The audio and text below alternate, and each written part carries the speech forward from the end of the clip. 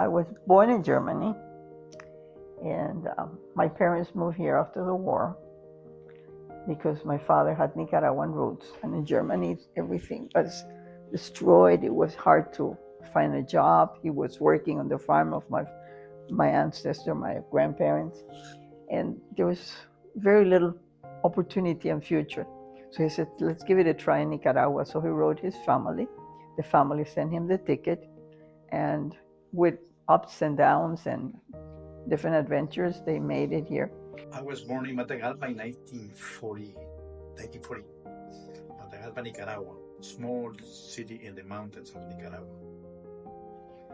I was raised in a little farm till I was about 5. So my mother was the teacher, the first letter.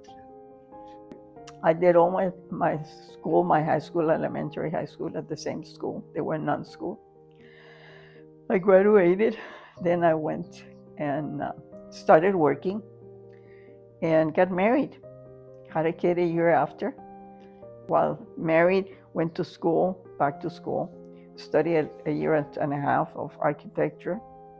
And then I got married. I got pregnant, and with my big belly, I couldn't continue anymore. Then I worked with the baby.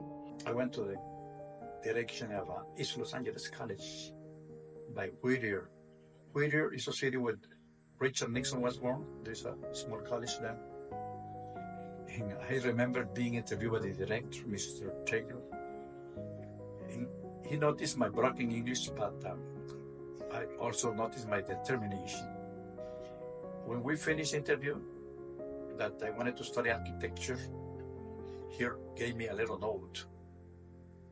Poor English, but admit him.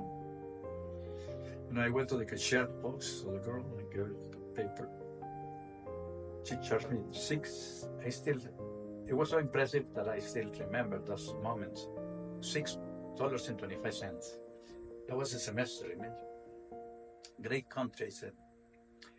I was very proud when we sealed the paper and was admitted. And then I attended architecture school. Later on, I have to come back because they opened a university here that my father wanted me to attend. It was a Jesuit university. It was very good. And then I drove back in old Ford from Los Angeles to here. It took me 10 days. I drove to south, to Santa Ana, to San Diego, and then to Arizona, and then to Mexico City. And I spent 2 days there in Mexico City. And I drove back to Chiapas, Guatemala, El Salvador, Nicaragua. I got here and I got into the university. I studied 5+ more years on civil engineering. I graduated as a civil engineer. And as working as a civil engineer, I met Mausi. I noticed that she was a hard-working woman. She spoke English much better than me. She spoke German and Spanish. And she helped me a lot. So in 1969, Eddy and I started the steel structure company and worked together ever since. So we've been business partners for a long time, almost as long as we've been married. So it's really 2 marriages, one with work and one at home. We had our hard times working together because we have different of opinion. He's more of a desk type and more an active person.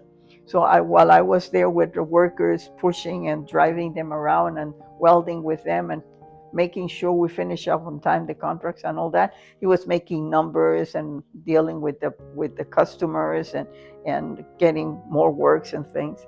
So it was a good combination. By 1974, there was a crisis, a coffee crisis. The prices of the coffee were very low, and they were selling this farm. She made me come here. She talked to the owner. She convinced the owner to sell us. This is the most beautiful farm in the country in that time. Imagine. It's called Hammonia. It was made by the German guy in 1890. He was from Hamburg.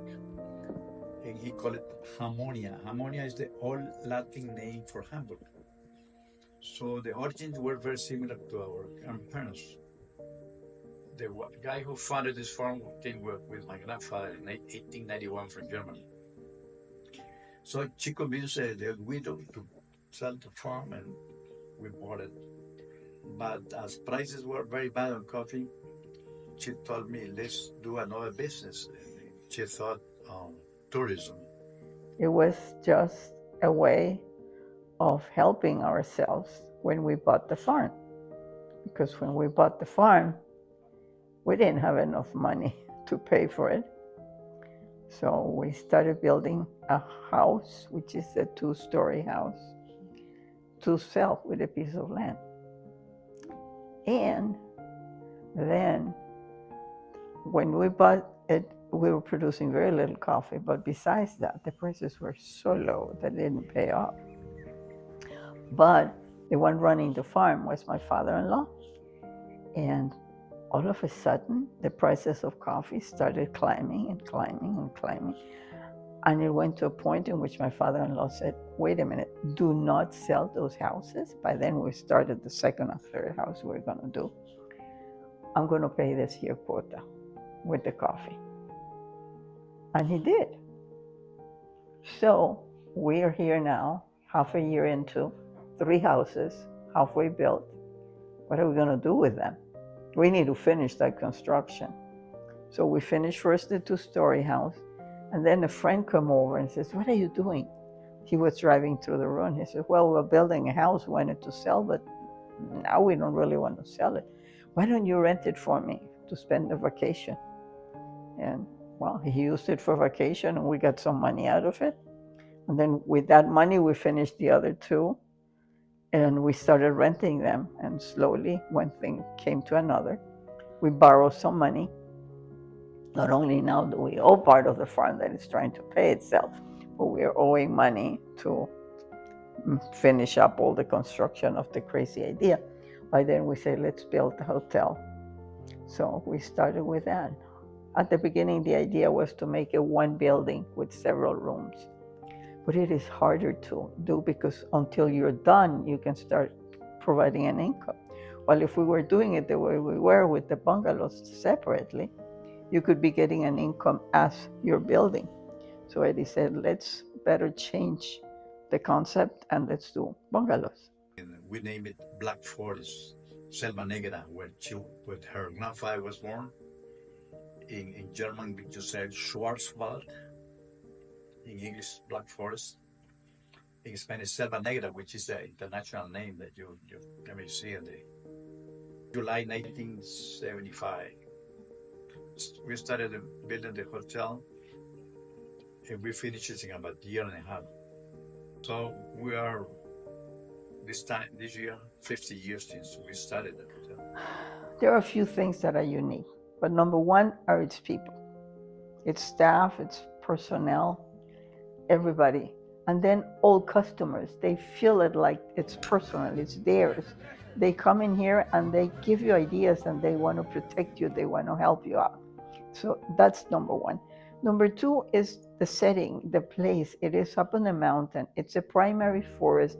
It is 90%, let's not exaggerate, 90% of the time it's nice and cool, it's breezy, it's green. That is 99% of the time, it's green. And it flourishes. I always say that if you plant a rock will grow. That's because it's fascinating how the land thrives to produce, to recuperate. When we first bought it, there were so many chemicals being used one after another every day, and you could see that the soil was like dying because the more chemicals you put, the more you produce, but at the same time, the more it needs, the more it wants. It's like when you're overweight, you want to lose weight, but at the same time, you're cheating because you're eating what you're not allowed to eat. And then you are like at the moment of meal, you're not hungry because of all the junk you ate in between. The same thing happens with the land, the soil. Selva Negra, being 50 years old, is the oldest mountain resort in Nicaragua. And the biggest, because I told you it's more than 1,000 acres that we use for the tourists. And we are about 2.5 hours from the airport, international airport, which is easy to drive. Very good roads up to here, and that's what people attracts, especially that you can walk, ride a horse, get married in a chapel, have a conference, see other people, socialize with other people in the restaurants. The restaurant is facing a lake, little lake in a mountain. It's quite nice also. I want two things for them to gain. One is the respect for the primary forest, to see that it's one of the few remaining places worldwide, because there are not that many, that is still primitive, that it hasn't preserved old ancient trees. They're falling down because of age and whatever, but still we collect their seeds and we try to replicate them on other parts of the farm. And the other one is the sustainability that the farm is trying to work, like from farm to plate, from the coffee, trying to make all the byproducts to show them. We always say we're an open book. So whoever wants to learn, they can come and learn. We give them the worms so they can start a worm farm. We give them all the technique how to make the compost, because we want that to be multiplied.